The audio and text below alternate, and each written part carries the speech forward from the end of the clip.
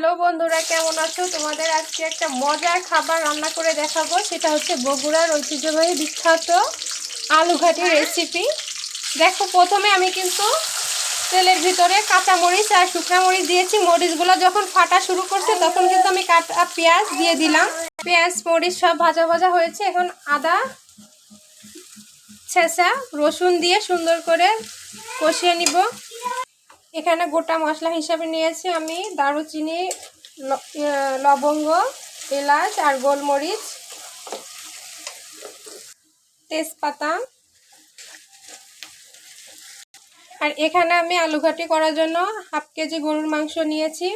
ছোট ছোট টুকরা করে ধুয়ে রাখছি। পোড়াটাই দিয়ে কষিয়ে নিব সুন্দর করে।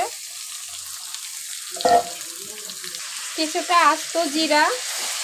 তো বন্ধুরা, সম্পূর্ণ ভিডিও দেখার অনুরোধ রইল। সম্পূর্ণ ভিডিও দেখবে। আর আমার এই গরুর মাংস দিয়ে আলু ঘাটি রেসিপি কেমন হয়েছে সেটাও কমেন্টে অবশ্যই জানাবে।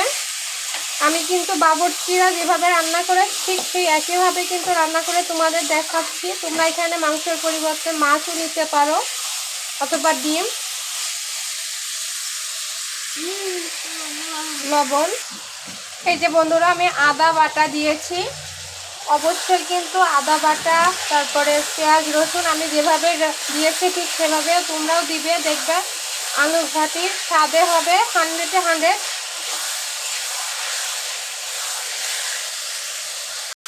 দেখো, আমি এখানে জিরা ধনিয়া বাটা নিয়েছি। সব কিছু কিন্তু একটু পরিমাণে বেশি বেশি দিবে, আমার অতিরিক্ত বেশিও না। আর লাইক কমেন্ট শেয়ার করতে কিন্তু ভুলো না বন্ধুরা। আর অবশ্যই যারা বগুড়ার আপু ভাইয়া যারা দেখবে আমার এই ভিডিও, অবশ্যই কমেন্টে জানিও যে আমার এই আলু ঘাটিটা কেমন হয়েছে। এবার শুধু বগুড়ার না, যে যেখান থেকে দেখবেন সেখান থেকে অবশ্যই কমেন্টে জানাবেন। হলুদের গুঁড়া, মরিচের গুঁড়া আর ঝাল আপনারা আপনাদের টেস্ট অনুযায়ী দিবেন। আমি কষিয়ে অল্প পরিমাণে ঝোল দিয়েছি। এই ঝোল শুকিয়ে গেলে আরও ভালোভাবে কষিয়ে নিব। আর এই যে বন্ধুরা, আমি আলু সিদ্ধ করে নিয়েছি, পাটায় সুন্দর করে বেটে নিব। বন্ধুরা, এই মাংসটা খুব ভালোভাবে কষিয়ে নিবে। যত ভালো কষানো হবে আলু ঘাটির স্বাদ ততটাই বেড়ে যাবে। আর একটা মশলাও কিন্তু স্কিপ করবে না। যতগুলো মশলা আমি দিয়েছি সবগুলো মশলাই তোমরা ঠিক একইভাবে দিবে। তোমাদের আলু ঘাটিও স্বাদে অনন্য হবে। এই যে বন্ধুরা, আমি এই যে এভাবে আলুগুলো সব মথে নিয়েছি। এবার এতে পরিমাণ মতো পানি দিয়ে দিব। আর এখানে কিন্তু আমি লাল আলু নিয়েছি, ব্যবহার করছি। আপনারাও লাল আলু নেবেন। এবার সুন্দর করে চটকিয়ে নিব।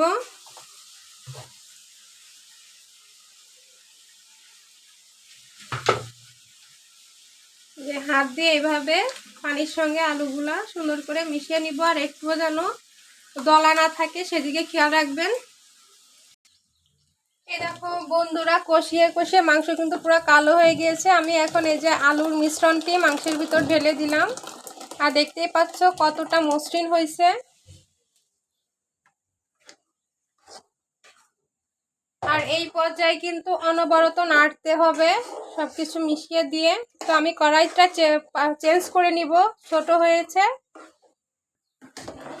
এই যে দেখো, আমি পাত্রটা চেঞ্জ করে নিয়েছি। আর এটা কিন্তু অনবরত নাড়তে হবে, তা না হলে নিচ থেকে লেগে যাবে। আমি এখানে কিছুটা ধনিয়া পাতা কুচি দিয়ে দিলাম অল্প করে। আমি এখানে গরম মশলা গুঁড়া আর হচ্ছে ভাজা জিরা ধনিয়া এসব একটু গুঁড়া করে নিয়েছি, দিয়ে দিলাম অল্প করে।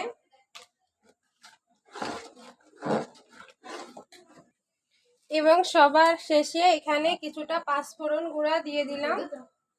এটা আলু ঘাটির স্বাদ আরো দ্বিগুণ বেড়ে যায় এই পাঁচফোড়নের কারণে।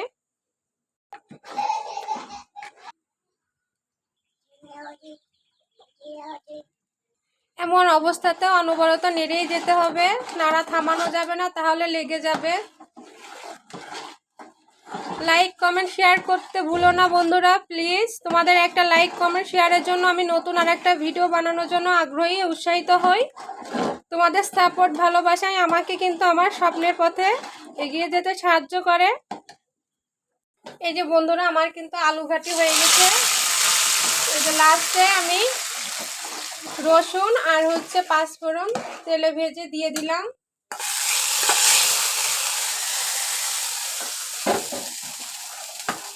এতে আর কোনো কিছু দেওয়ার নাই। তোমার রান্না কিন্তু কমপ্লিট। এখনই চুলা বন্ধ করে দিব।